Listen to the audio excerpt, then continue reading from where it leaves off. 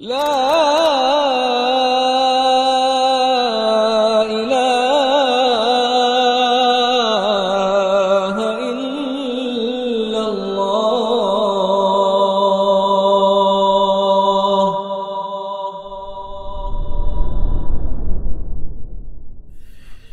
Assalamualaikum warahmatullahi wabarakatuh.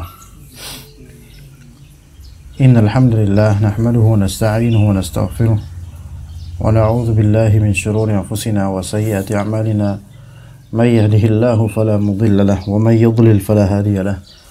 Asyhadu an la ilaha illallah wahdahu la syarika lahu wa asyhadu anna Muhammadan 'abduhu wa rasuluhu la nabiyya ba'dahu. Qala Allah Ta'ala fi kitabihil karim, ya ayyuhalladzina amanu ittaqullaha haqqa tuqatih wa la tamutunna illa wa antum muslimun.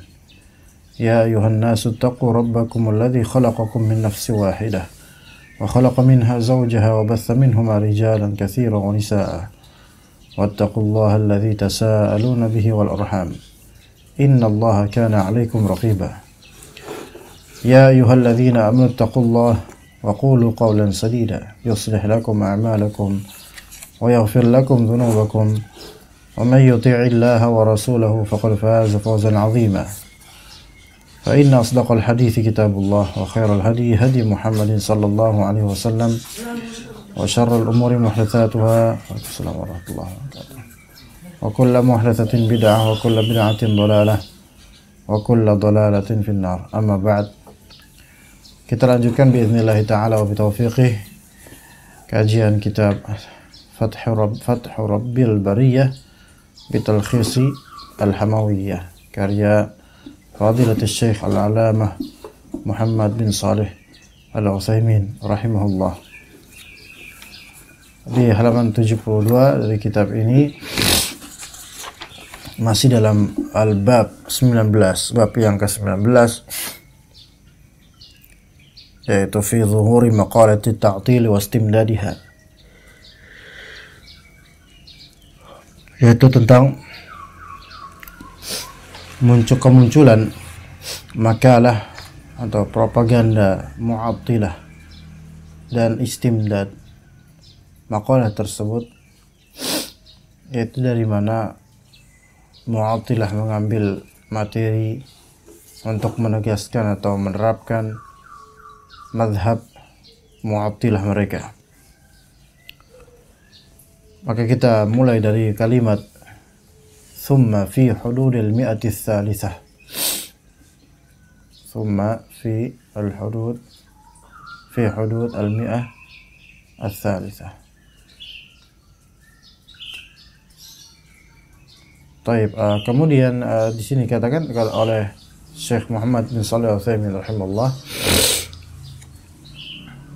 thumma fi hududil mi'ati tsalitsati intasharat maqalatul jahmiyati bisababi Bishr bin Ghiyath al-Marisi.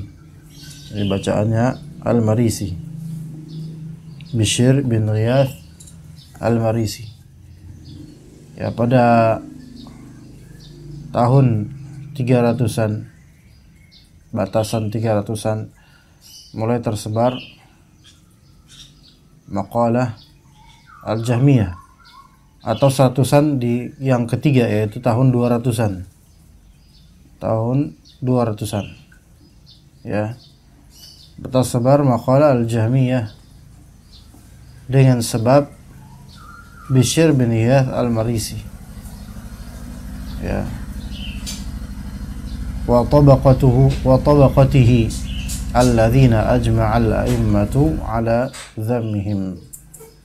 Dengan sebab Bishr al-Marisi dan orang yang sepantaran atau satu tabaqah, satu tabaqah dengannya, dengan Bishr al-Marisi, yang para Masya Allah, Pak Abu Rahmat, yang mana Masya Allah Bakakung.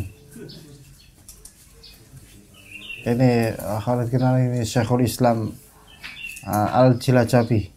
Ya. Sendirian, Pak? Sendirian? Oh enggak sama Pak Niman apa? Oh ada kajian di sana. Oh. Hah? Kenapa?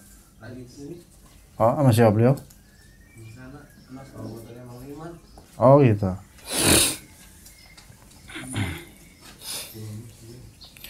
Jadi maqalah Jahmiyah dengan sebab adanya Bishr al-Marisi dan orang yang satu tabaqah dengannya, yang mana para a'immah, para ulama itu ijma' bersepakat ala dhammihim, bersepakat akan pencelaan terhadap mereka, bersepakat untuk mencela mereka.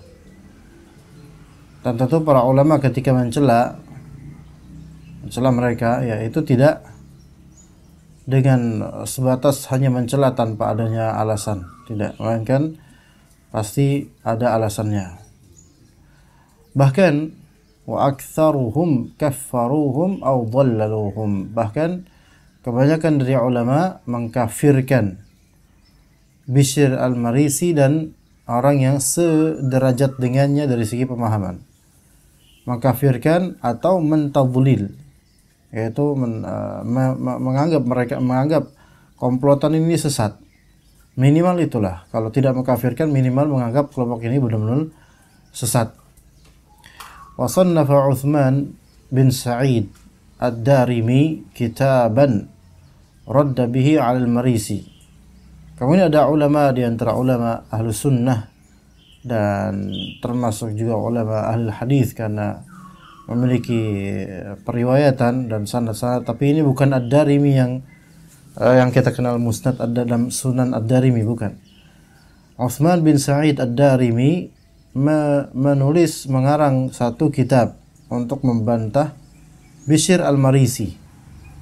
Kitab tersebut beliau namakan Naqdu Uthman bin Sa'id 'ala al-kafiri al-'anid fi maftara 'ala Allah min at-tauhid. Jadi Uthman bin Sa'id, jadi beliau menulis judulnya yaitu bantahan atau pembatilan dari Uthman bin Sa'id terhadap si al-kafir al-'anid. Dalam judulnya saja sudah menyebut bahwasanya Bishr al-Marisi dan semisal ini kafir. Fi maftara 'ala Allah min at-tauhid, terhadap kedustaan yang si kafir ini lakukan atas nama Allah dari masalah-masalah tauhid. Man tala'a, maka kata Syekh Utsaimin, man tala'a hadzal kitab bi'ilmin wa 'adlin tabayyana lahu du'fu hujjati haula'il mu'attilah. Barang siapa yang membaca kitab Ad-Darimi ini dengan ilmu dan keadilan, maka akan tampak baginya lemahnya hujjah mereka semua yang bermadhab mu'attilah. Bal butlanuha, bahkan akan tampak kebatilannya, bukan hanya kelemahannya saja, kebatilannya. Kadang-kadang hujjah yang lemah tapi belum tentu batil. Ada seseorang benar dia, tapi hujjahnya lemah. Sekiranya dia belajar lagi, dia akan mendapatkan hujjah yang lebih kuat lagi gitu. Tetapi ini hujjah lemah plus batil, gitulah. Wa anna hadhihi at-ta'wilata wa anna hadhihi at-ta'wilati allati tujadu fi kalami katsirin minal mutaakhirin kar-Razi wal Ghazali wa Ibn Aqil wa ghairihim hiya bi'ainiha ta'wilat Bishr. Dan bahwasanya takwil ini yang bisa ditemukan di ucapan banyak dari kalangan mutaakhirin, dari ulama Asy'ariyah atau ulama ahli kalam atau ulama yang terpengaruh Jahmiyah seperti Ar-Razi, Al-Ghazali, Ibn Aqil dan lainnya, itu bi'ainiha ta'wilat Bishr, bi'ainiha ta'wilatu Bishr, persis plek-plek dengan tafsiran-tafsiran ala Bishr al-Marisi yang dikafirkan oleh banyak ulama Ahlus Sunnah wal Jamaah. Ya. Ar-Razi dan Al-Ghazali rahimahumullah, atau lebih awal yaitu Al-Ghazali lebih awal daripada Ar-Razi, Ya, keduanya ulama masyhur besar di mazhab Syafi'i. Adapun Ibnu Aqil ulama populer masyhur besar di mazhab Hanbali. Walaupun dihikayatkan bahwasanya beliau-beliau ini keseluruhannya umumnya rujuk dari mazhab ta'til yang mereka anut sebelumnya. Hikayatnya begitu. Termasuk juga Ibnu Aqil yang kemudian Ibnu Qudamah Al-Maqdisi atau Al-Muhim di sini ya, salah satu ulama Hanabilah Al-Maqdisi ya. Ibnu Qudamah kalau tidak salah itu memberikan bantahan kepada Ibnu Aqil menjadi satu kitab yang mana beliau mengetahui bahwa Ibnu Aqil itu telah ralat atau rujuk dari pendapat lamanya yang selaras dengan pendapat Bishr Al-Marisi atau Mu'attilah yang kemudian tapi kata Al-Maqdisi rahimahullah, entah itu Ibnu Qudamah atau salah satunya lagi mengatakan bahwasanya boleh saja Ibnu Aqil itu sudah taubat, tetapi makalahnya itu tersebar sehingga perlu sekali untuk diralat dan dibantah. Begitu juga dengan Ar-Razi rahimahullah yang mana di akhir hayatnya dikatakan beliau bertaubat. Ya, sebagaimana Ibnu Taimiyah hikayatkan hal seperti itu di beberapa kitabnya. Tetapi karena aqwal dan ta'wilat Ar-Razi dan semisalnya sudah kadung subur dan menyebar di banyak kalangan kaum muslimin, maka tetap diperlukan kitab untuk membantah maqalat Al-Jahmiyah ini, yaitu maqalat yang berselarasan dengan Jahmiyah, ya, takwilan-takwilan yang menyimpang perlu dibantah. Tuh Khalid dipanggil antum. Baik, kemudian qala rahimallah wa amma istimdadu maqalati at-ta'til fa kana min al-yahudi wal musyrikin wa dhalalis sabiin wal falasifah. Ya, istimdad itu talab al-maddah, yaitu mengambil maddah, mengambil materi maqalat ta'til, materi perkataan Mu'attilah itu sebenarnya sumbernya dari mana sih? Materinya itu bisa dari mana sih? Source-nya tuh dari apa? Maka sesungguhnya istimdadnya itu dari apa? Dari Yahudi, musyrikin, orang-orang sesat dari kalangan Sabi'ah, dan juga dari kalangan falasifah, filosof. Ini jelas sekali bahwa saya madhab ini yaitu Mu'attilah ya tidak selaras bahkan bertentangan dengan Ahlus Sunnah wal Jamaah sesungguhnya. Karena apa? Karena istimdad dan asalnya itu berakar dari apa? Dari orang-orang Yahudi, orang-orang musyrikun, orang-orang sesat dari kalangan Sabi'ah dan orang-orang filosof Yunani. Ya. Fa innal Ja'da bin Dirham akhadha maqalatahu ala ma qila. Ya, bahwasanya Al-Ja'd bin Dirham ini menerapkan atau mengambil pendapatnya itu sebagai dikatakan ya dari mana? Dari pertama sanadnya dari Aban bin Sam'an. Itu. Kemudian an Talut, dari Talut, kemudian an Labid bin Al-Asam Al-Yahudi, dari Labid bin Al-Asam Al-Yahudi alladhi sahara Nabi sallallahu alaihi wasallam. Yang mana Labid bin Al-Asam Yahudi ini itu pernah dulu menyihir Nabi sallallahu alaihi wasallam. Jadi sanad pemahamannya itu atau Bishr Al-Marisi ya. Bishr Al-Marisi ya dari Al-Ja'd bin Dirham. Ya, jadi sanadnya seperti itu. Bishr bin Ghiyath Al-Marisi mendapatkan ilmu dari Al-Ja'd bin Dirham. Dan Al-Ja'd bin Dirham ya Waalaikumsalam mendapatkan ilmu dari Aban bin Sam'an. Aban bin Sam'an mendapatkan ilmu dari Talut. Dan Talut ini bukan Talut yang sebagai raja orang-orang Bani Israel ya, ini beda lagi Talut di sini. Talut mendapatkan ilmunya dari Labid bin Al-Asam si Yahudi yang pernah menyihir Nabi SAW. Jadi sanadnya seperti itu ya ikhwan. Sanad Jahmiyah itu seperti itu. Nanti akan ada Jahm bin Safwan ya setelah Bishr itu. Thumma innal Ja'd kana ala ma qila min ardi Harran. Al-Ja'd bin Dirham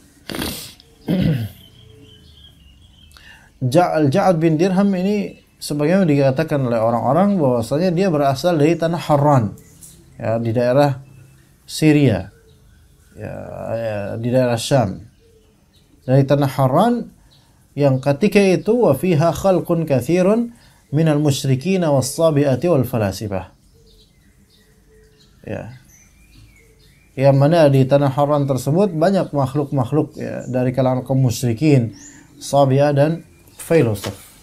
Jadi daerah Syam ketika itu, daerah Harran, daerah Syam al-muhim, itu memang banyak penyembah berhala. Bahkan asalnya penyembahan berhala di Mekah, ya, itu disebabkan oleh salah satu orang yang paling dikenal akhlak baiknya di Mekah. Siapa namanya? Al-Khuzai. Allah musta'an. Amr bin Luhai Al-Khuzai. Iya, itu yang kemudian, tahu dari mana antum, Khalid? Tahu dari mana nama itu? Oh gitu, alhamdulillah. Antum masih ingat orangnya? Antum masih ingat orangnya? Anda nggak tahu, Anda belum pernah kenal dia, tapi katanya begitu, ya. Amr bin Luhai Al-Khuzai itu ketika mengunjungi Syam, kemudian mendapatkan orang-orang Syam banyak menyembah berhala, ya, dan dia beristihsan dengan tanah Syam. Istihsannya tapi tanpa dalil. Bagaimana istihsannya? Yaitu di tanah Syam inilah dahulu para nabi itu berdakwah, ya. Nabi Ibrahim di tanah Syam dulu, di Palestina, dan nabi-nabi lainnya, maka beristihsan dengan sebatas itu, tanpa dalil, tanpa hujjah yang khusus dan muayyan untuk berhala-berhala ini, melainkan hanya beristihsan dengan, dulu kan ini tanahnya para nabi. Sebenarnya ini dulu tanahnya para nabi, itu tidak cukup untuk melegalisir suatu amalan yang tidak ada syariatnya. Maka dengan istihsannya tersebut dan takjubnya dia akan itu, akhirnya dia membawa berhala, ya, ke Mekah. Maka mulai dari situlah kemudian kesyirikan yang tadinya Mekah adalah negeri tauhid, mengikuti milah Ibrahimiyah, namun mulai kemudian disuburi dengan kesyirikan dari hal itu, dari tanah Syam. Bukan berarti ini jelek, Syam ini ada keutamaan tersendiri, tetapi ketika itu adalah propaganda kaum musyrikun dan lingkungan mereka, itu sangat berpengaruh ternyata terhadap orang-orang di sekitarnya. Makanya memperhatikan atau mencocokkan diri atau mencari lingkungan yang baik itu sangat penting dalam membangun pemahaman, ya, lingkungan yang baik. Hanya saja tetap lingkungan baik itu kan nisbi, relatif. Kadang-kadang tinjauannya apa lingkungan baik itu? Apakah tinjauannya lingkungan baik itu adalah asri seperti banyaknya pohon dan seterusnya? Ya, itu juga bisa membuat mindset seorang itu terbangun, ya. Ada juga lingkungan yang baik itu adalah yang banyak ikhwan pengajiannya. Itu juga bagus. Namun kadang-kadang ya ada aja yang nggak enak gitu. Ala kulli hal, yang terpenting janganlah di lingkungan kaum musyrikin. Di lingkungan para pecinta babi misalnya, yang suka makan babi, ya, satu kampung isinya orang kafir semua, itu ada. Nah, itu akan memberikan madarat, maka wajib atasnya hijrah kalau dia nggak bisa beribadah di situ atau dia terkucilkan di sana. Nah, wala raiba anna lil bi'ati ta'thiran qawiyan fi aqidatil insani wa akhlaqih. Dan tidak diragukan lagi bahwasanya al-bi'ah, yaitu lingkungan, memiliki ta'thir yang qawi, memiliki efek yang kuat terhadap akidah manusia dan akhlaknya. Wa kana madhhabun nufati min haula'i anna Allah laysa lahu sifatin anna Allah laysa lahu sifatun thubutiyah. Nah, di sini asas madhab nufat, yaitu yang menafikan, ya persamaan dari madhab at-ta'til lah, ya, karena at-ta'til maknanya adalah nafi, ya. Madhab nufat seperti Mu'tazilah pun termasuk nufat dalam beberapa hal, nufat. Dan nufat ini madhab nufat ketika disebut ta'til dan nufat Ini arti menafikan. Masuk ke dalamnya apa? Jahmiyah, Mu'tazilah, dan Asy'ariyah. Dan paling parahnya tentu Jahmiyah, karena menafikan secara total seluruh nama dan sifat Allah Azza wa Jalla. Ya, menafikan secara total seluruh nama dan sifat Allah Azza wa Jalla. Itu Jahmiyah paling parahnya. Taib madhab nufat dari mereka ini, annallaha laisa lahu sifatun thubutiyah. Allah Ta'ala tidak memiliki sifat thubutiyah, sifat yang ditetapkan. Jadi nggak ada sifat yang sifatnya aktif. Sifat thubutiyah lawan dari sifat salbiyah. Ya, sifat thubutiyah lawan dari sifat salbiyah. Ya. Apa itu keduanya? Sifat thubutiyah yaitu sifat yang aktif penetapan sesuatu terhadap zat. Kalau misalnya antum punya sifat apa? Sifat thubutiyah yang ada pada zat antum itu apa yang cukup antum katakan orang pun tahu antum memilikinya? Apa contohnya Khalid? Apa contohnya? Misalnya antum punya mata? Antum punya mata enggak? Itu sifat thubutiyah antum. Ada pada diri antum kan? Sesuatu yang sabit, sifat yang sabitah pada diri antum. Oke? Lawan dari sifat thubutiyah adalah sifat apa? Apa tadi? Salbiyah. Thubut dengan salb itu bertentangan. Thubut itu menetapkan eksistensinya sifat tersebut. Adapun salb itu adalah tujuannya untuk menafikan. Jadi pun kalau misalnya antum tetapkan suatu sifat, namun sifat ini, maksud dari sifat ini adalah antum ingin mensalbkan, mempasifkan, maka antum tegaskan sifat ini, tetapi maksud dari penegasan tersebut, penetapan tersebut maksudnya adalah apa? Maksudnya adalah hal-hal yang ternafikan di luar dari dia. Ngerti ya Khalid? Nggak ngerti kan? Nggak ngerti kan maksudnya apa? Nggak ngerti anak ngomong apa tadi? Bingung? Sama Anda juga, emang antum doa, Anda juga bingung. Pak Abu Rahmat bingung apa? Nanti ada contohnya insyaallah. Jadi ada sifat thubutiyah, ada sifat salbiyah. Kalau sifat thubutiyah itu Ahlus Sunnah wal Jamaah mengisbatkan apa yang Allah Ta'ala isbatkan dan menafikan apa yang Allah Subhanahu wa Ta'ala nafikan. Allah dan Rasulnya nafikan, akan gampang ya. Tapi ada juga namanya sifat yang namanya salbiyah. Salb ini kalau misalnya di Indonesia kan maka maknanya pasif. Salb ini pasif. Lawan dari aktif. Sesuatu yang pasif itu lawan dari aktif. Coba kita lihat di sini. Wa kana madhhabun nufati min haula anna Allah laisa lahu sifatun thubutiyah. Allah tidak memiliki sifat thubutiyah. Kenapa? Apa alasan mereka tidak menetapkan sifat thubutiyah pada Allah Azza wa Jalla? Lianna thubutas sifati yaqtadi ala za'mihim anna Allah musyabihun li khalqih. Karena thubutus sifat, adanya sifat, kalau emang sifatnya itu ada, itu melazimkan, menurut mereka, melazimkan bahwasanya Allah Ta'ala itu serupa dengan makhluknya.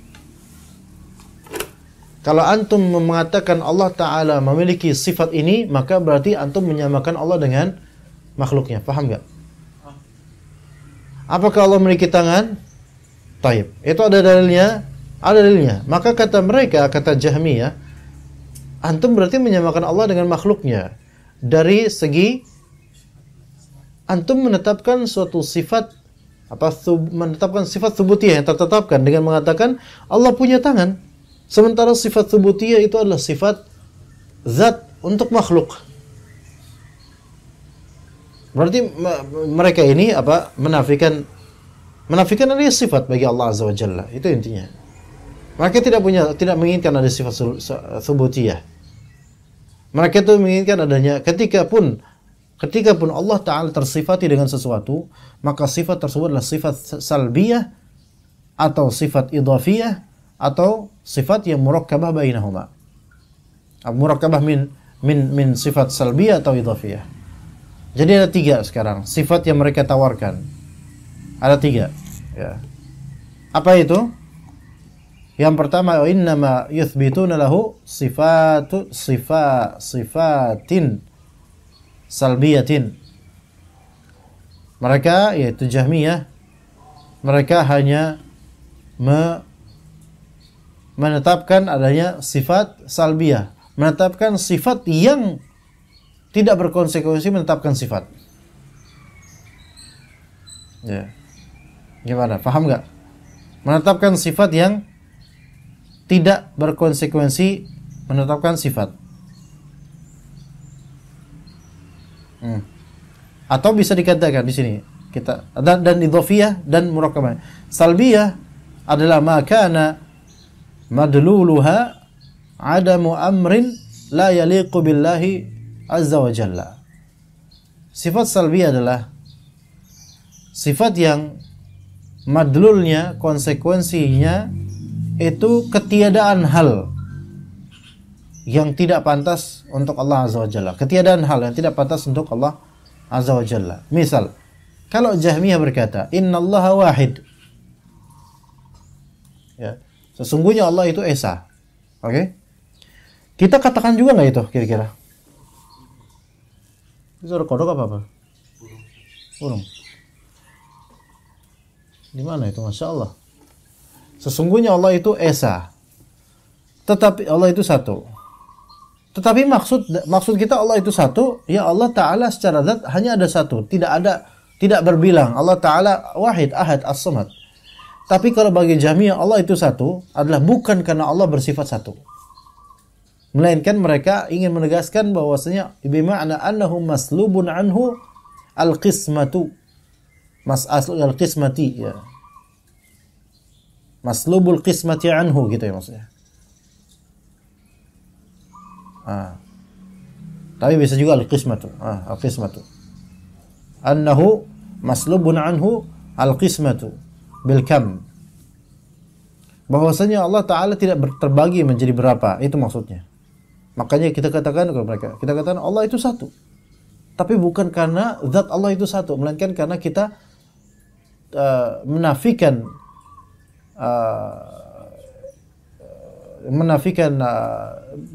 duanya Allah atau tiganya Allah, enggak. Kita menafikan itu. Awil qaul bil maslubun anhu al-qismatu bil qaul wa maslubun anhu asy-syarik.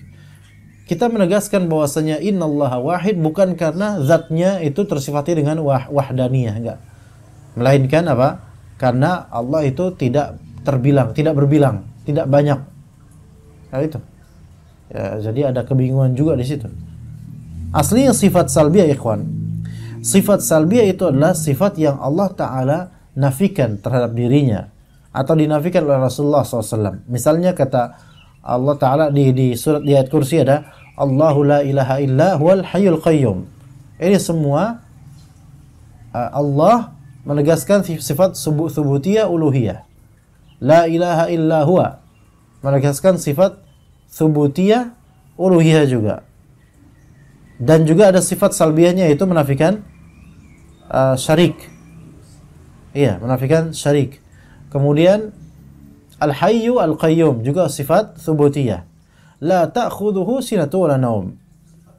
Nah, ini sifat salbiyah. Maka dikatakan di antara sifat salbiyah yang Allah Ta'ala nafikan terhadap dirinya yaitu sinah dan naum, ngantuk dan tidur. Ini sifat salbiyah. Al-maut, kematian. Wa tawakkal 'alal hayyil ladzi la yamut. Allah Ta'ala tidak mati, Allah Ta'ala tidak tidur, Allah Ta'ala tidak mengantuk. Ini semua sifat salbiyah. Makanya antum akan mendapatkan di antara Asy'ariyah, mereka itu lebih rajin mengatakan Allah tidak begini, tidak begini, tidak begini, tidak begini, dibandingkan mereka menetapkan Allah Ta'ala begini, begini, begini, begini. Itulah athar dari Jahmiyah. Ya, sampai di antara mereka menyebutkan Allah tidak tidur, Allah tidak makan, Allah bukanlah ini, Allah bukanlah itu, dan seterusnya. Sekarang ikhwan, kalau kita menghadap ke raja, kemudian kita lebih banyak menyebutkan sifat salbiyahnya raja, itu malah mentanqis dan mengurangi kehormatan raja. Iya. Misalnya antum datang ke Pak Jokowi, Pak Jokowi, kami tahu Anda itu tidak jelek, Anda tidak bakhil, Anda tidak pelit, Anda tidak kikir, Anda bukanlah seorang yang kere, Anda bukanlah seorang preman, terus disebutkan, memang menafikan hal-hal buruk darinya, tetapi itu bukanlah suatu akhlak yang benar gitu. Maka berikanlah kepadanya sifat tsubutiyah yang memuliakannya. Wahai Pak Jokowi, kami tahu Anda adalah seorang dermawan, baik hati, murah senyum, humoris, suka bergaul, suka ngebelusuk, mencintai anak-anak, mencintai fakir miskin, itu akan membuatnya baik gitu kan ya.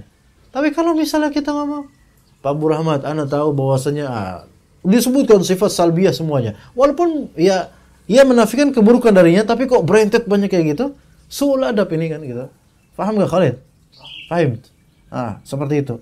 Jadi mereka ini, Jahmiyah ini, di antara racun mereka adalah dibandingkan mereka mengisbatkan sifat subutiyah, maka mereka lebih memilih apa? Menyebutkan sifat salbiyah, yang mana itu justru mentanqis hurmatillah, mentanqis ketinggian Allah Azza wa Jalla. Kemudian di antara sifat yang mereka tawarkan adalah sifat al-idhafiyah. Ini saking mereka nggak mau menetapkan sifat subutiyah. Ketahuilah sifat idhafiyah itu adalah allati la yusafu Allah biha ala annaha sifatun thabitatun lah, walakin yusafu biha bi'tibari idhafatiha ila al-ghair. Memang mereka menyebutkan sifat Allah Azza wa Jalla, tapi sifat ini sifat idhafiyah, yang mana sifat idhafiyah ini Allah tidak tersifati dengan sifat-sifat ini yang menunjukkan bahwa sifat ini thabitah lah, bukan, melainkan karena ini disifati dari segi hal lain selain Allah Azza wa Jalla, bukan karena ternisbatkan kepada Allah Azza wa Jalla sifat subutiyah, bukan, tapi hal lain. Kaqaulihim 'anillahi ta'ala, sebagaimana perkataan filosof dan orang-orang seperti itu tentang Allah, innahu mabda'un wa illah, sesungguhnya Allah adalah mabda' dan illah. Ya, mabda, bukan mubdi. Kalau mubdi hamzahnya di atas namroh. Innahu mabda dan illah. Sesungguhnya Tuhan itu adalah permulaan dan kaus. Illah itu kaus, sebab. Atau orang-orang filosof bilang illah fa'ilah. Illah fa'ilah namanya. Ya, dan illah itu artinya kaus, cause. Ya, sebab. Sesungguhnya Tuhan itu adalah permulaan dan sebab, itu artinya. Apakah Allah Ta'ala tersifati permulaan? Gitu loh. Apakah Allah tersifati sebab? Enggak. Jadi mereka itu bukan dengan maksud Allah tersifati sebagai permulaan. Di kita iya Allah Ta'ala awal. Kita isbatkan itu kan dalam hadis Nabi SAW, di ayat Quran gitu. Ya, awal wal akhir wal zahir wal batin. Itu sifat-sifat Allah Ta'ala yang thubutiyah. Nah, mereka kemudian mensifati Allah Ta'ala, Allah adalah mabda', Allah adalah illah. Kenapa? Bi'tibari annal asya'a sudirat minhu.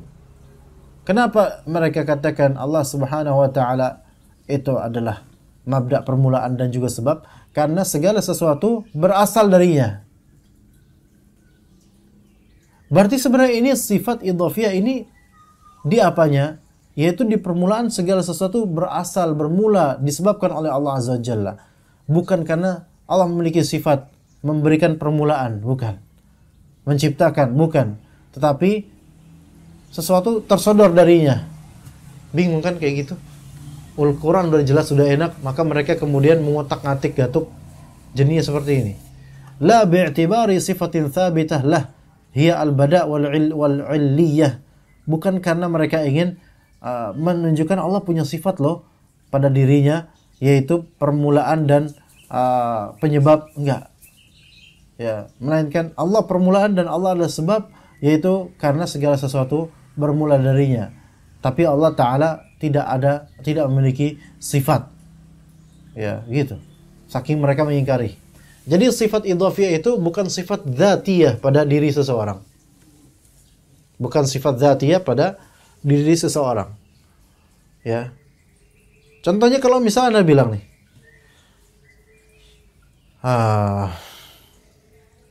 Misal Pak Abu Rahmat datang ke kajian, Pak Abu Rahmat, antum adalah kebahagiaan gitu.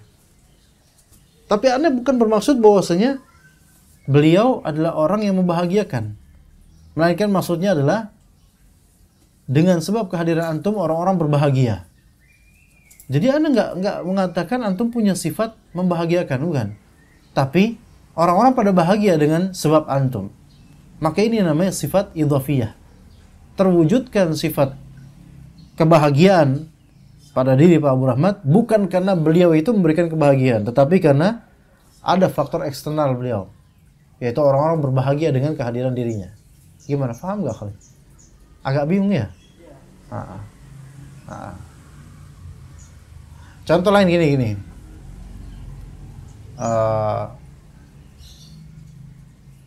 Ana jualan di WhatsApp, di Facebook. Ada orang nanya barang, kemudian Ana tawarin barang-barang yang menarik. Apa kata dia? Antum racun Sat, gitu. Antum racun Sat, gitu. Apakah dia sedang mensifati diri Anda sebagai racun? Enggak. Tapi apa? Karena tawaran Anda ini menjadi adiktif dan candu buat dia, sehingga itu racun buat dia sebenarnya gitu loh. Dia nggak berusaha, nggak mengatakan Anda itu beracun, enggak. Tetapi ada faktor eksternal, maka Anda tersifati dengan sifat idhofiyah beracun. Begitu. Kif, mafhum? Antum paham atau enggak terserah. Pokoknya yang penting Anda ajarin. Kemudian wal murakkabatu minha. Yang ketiga sifat yang ditawarkan oleh Jahmiyah, yaitu sifat yang murakkabah, tertarkib, yaitu tersusun. Minhuma, ya. Murakkabah minas salbiyah wal idhafiyah. Tersusun dari as-salbiyah dan juga idhafiyah. Yaitu apa? Sifat yang allati takunu salbiyatan bi'tibarin wa idhafiyatan bi'tibar. Yaitu sifat yang salbiyah dalam satu sisi, idhafiyah di sisi lain. Sebagaimana perkataan mereka berkata annahu awal, Allah itu awal. Tetapi maksud mereka ini bukan tafsiran awal sebagaimana Ahlus Sunnah. Maksud mereka apa? Awal di sini sifat salbiyah bi'tibar annahu maslubun anhul huduth. Disebut awal dari segi apa? Bahwasanya Allah Subhanahu wa taala terlucuti dari yang namanya huduth. Terlucuti dari yang namanya huduth. Apa itu huduth? Kejadian. Maka Allah disebut awal supaya tidak ada kejadian pada Allah Azza wa Jalla. Oh, coba. Repot. Karena sifat huduth itu menunjukkan terperbaharunya sesuatu. Maka kalau Allah Ta'ala terperbaharui, berarti sama dengan makhluk, karena segala makhluk itu hadis. Ya, maka Allah itu mereka sifati dengan sifat murakkabah baina as-salbiyah wal idhafiyah. Allah itu awal, sedangkan makhluk itu hadis. Atau dikatakan juga, bisa katakan Allah itu qadim, makhluk itu hadis. Ya, maka ketika Jahmiyah mengatakan Allah itu awal, itu bukan berarti maksud kita adalah Allah itu adalah awal yang tiada sebelumnya, tiada sesuatu sebelumnya. Itu kan kita tafsiran kita. Tapi bagi mereka ketika menyebutkan Allah itu adalah al-awwal, maksudnya adalah Allah Ta'ala tidak memiliki kejadian, tidak ada hudus pada dirinya. Karena sesuatu yang ada hudus pada dirinya itu menunjukkan dia itu makhluk dan membutuhkan perubahan dan pembaharuan. Makanya mereka ini beralasan di antara Mu'tazilah tentunya menafikan sifat-sifat Allah disebabkan ta'addudul qudama. Ana pernah ngajarkan itu di Thoriq. Bahwasanya di antara propaganda Jahmiyah dan Mu'tazilah, sifat-sifat Allah itu dinafikan disebabkan ta'addud al-qudama. Dengan mengisbatkan sifat Allah yang lebih dari satu, itu akan menunjukkan setiap sifat itu memiliki sifat qadim masing-masing. Sehingga kalau misalnya Allah itu Sami', sekaligus Alim, sekaligus Wahhab, maka berarti di sini ada 3 hal yang qadim pada diri Allah, dan itu berarti Allah Ta'ala lebih dari satu. Begitu. Begitu bagi mereka. Ya. Dan ketika itu Allah Ta'ala mengilmui, Allah Ta'ala melihat, berarti menunjukkan adanya huluth, menunjukkan adanya kejadian melihat, kejadian mendengar, kejadian berbicara, maka mereka menafikan itu semua. Maslubun anhul huluth. Mereka katakan Allah itu emang awal, tapi maksud mereka adalah Allah Ta'ala tidak terjadi pada dirinya kejadian, sehingga tidak ada sifat yang bisa kita isbatkan tentang Allah Azza wa Jalla. Itu awal dari segi i'tibar salbiyah. Adapun dari segi idhafiyah, maka Allah Ta'ala itu awal bi'tibar annal asya'a ba'dah. Ya, dari segi bahwa segala sesuatu itu setelah Allah Azza wa Jalla. Bukan karena Allah Ta'ala murni sabit akan keawalannya, melainkan karena segala sesuatu itu ada setelah Allah Azza wa Jalla. Jadi mereka tetap nggak mau menisbatkan sifat thubutiyah pada Allah Azza wa Jalla. Mereka nggak mau mensifati Allah secara zat, tetapi mereka mau menyematkan sifat-sifat kepada Allah dengan sebab apa? Dengan sebab eksternal, dengan sebab, pokoknya intinya dengan sebab eksternal lah semuanya. Ya, menafikan sifat-sifat Allah dan juga sebab-sebab eksternal. Fa idza kana hadha huwa ma tastamiddu minhu tariqatun nufat. Kalau begini caranya tarekat nufat mengambil materi, fa kaifa tatibu nafsu mu'minin aw 'aqilin an ya'khudha bih wa yatruka sabila alladhina an'ama Allahu 'alaihim minan nabiyyin was-siddiqin wasyuhada was-salihin. Kalau seperti ini cara nufat, maka bagaimana jiwa mukmin, jiwa orang berakal itu bisa tenang, bisa enak gitu loh dengan mengambil jalan ini dan meninggalkan jalannya orang-orang yang beriman, mereka nabiyyin, siddiqin, syuhada, salihin. Antum lihat sendiri penjelasan tadi. Bingung jadinya. Sekarang kalau antum mau doa, ya hayyu ya qayyum. Aduh, jangan. Allah Ta'ala tidak tersifati dengan hayat, tidak tersifati dengan qayyumiyah. Jadi doanya tuh kayak gimana gitu loh. Iya. Jadi ya harus pakai itu. Ya man la ta'khudhuhu sinatun wa la naum. Harus pakai sifat salbiyah. Ya, jadi ancur-ancuran ya. Makanya alhamdulillah atas kenikmatan sunnah ya. Begitu. Wassallallahu ala nabiyina Muhammad wa ala alihi washabbihi ajma'in. Kita lanjut ke Musnad Al-Imam Ahmad.